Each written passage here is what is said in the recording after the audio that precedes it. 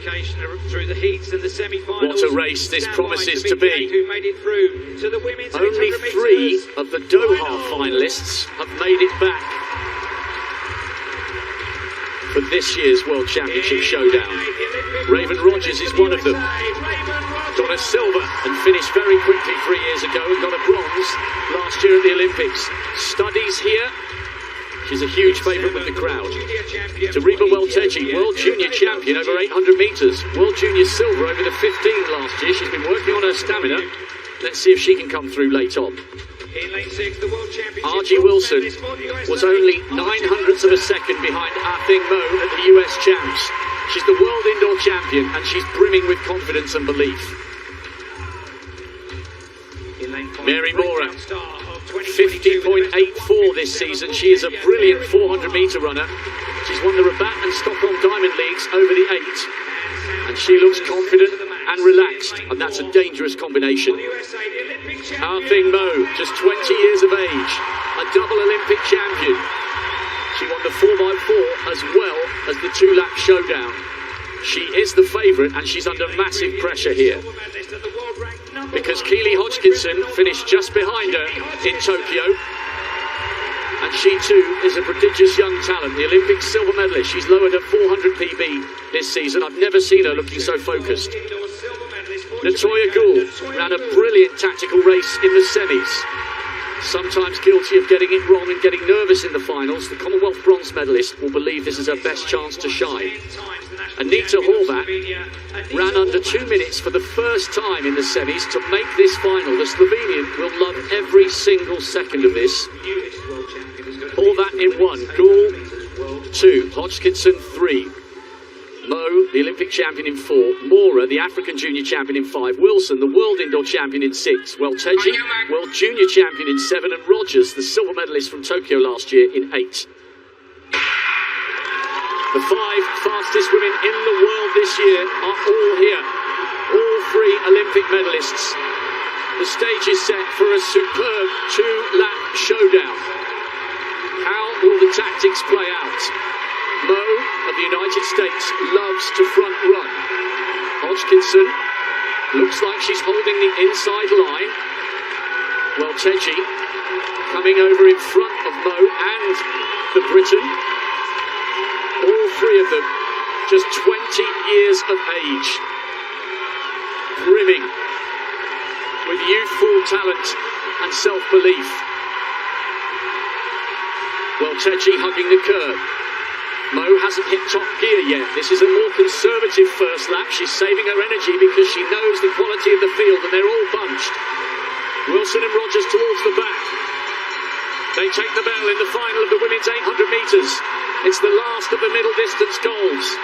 The crowd on the first bender on their feet. It's a standing ovation here for a group of young women who are elevating this event to unprecedented levels of interest. Mora trying to run wide past Keely Hodgkinson, but Hodgkinson holds that outside of the first lane. Mo beginning to pull away. 200 to go.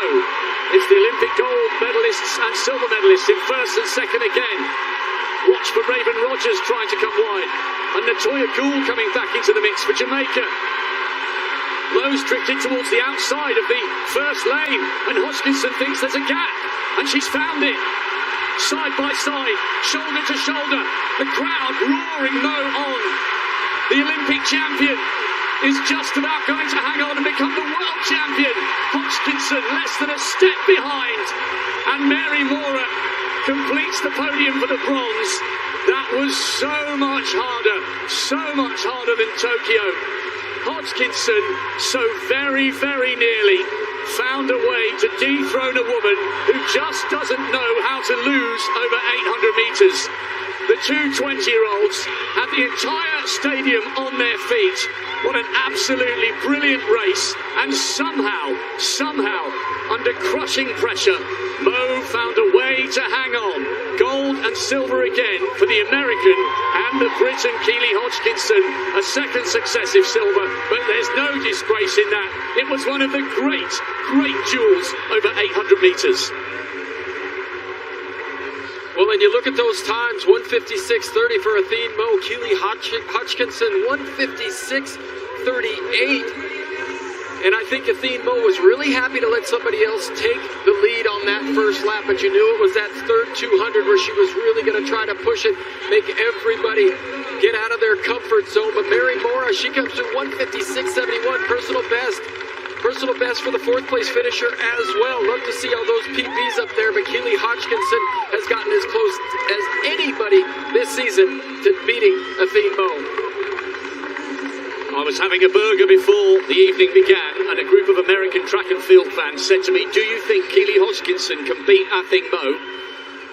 I said, there's a glimmer this year because Mo hasn't quite been as fast over the 400 as she was in 2021.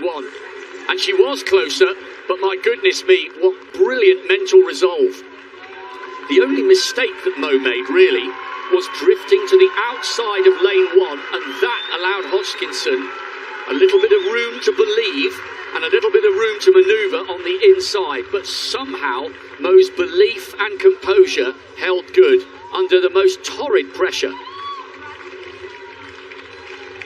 I think Athene Mo also knew just how much pressure really was on her and how important it was for her to win this race here in the United States in front of this University of Oregon and Hayward Field crowd. She was all business at the beginning. She didn't smile hardly at all during the introduction.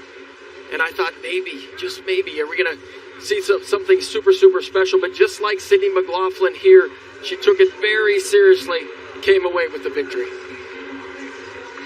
I really think they did save the best middle distance race for last.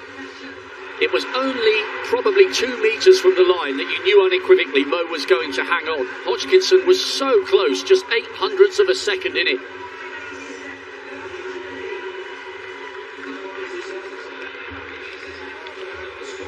The thing about that rivalry, they're both only 20. Athene Mo and Keely Hodgkinson with one of the great middle distance duels that will long live in the memory. The American taking the title, Hodgkinson silver again, as it was in the Olympics last year, but it's getting closer. Mora completed the podium for Kenya with the bronze.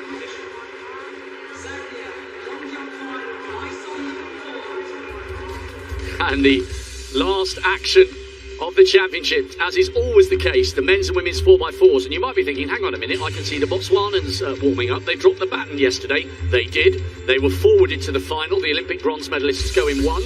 We'll have an extra team in that men's final.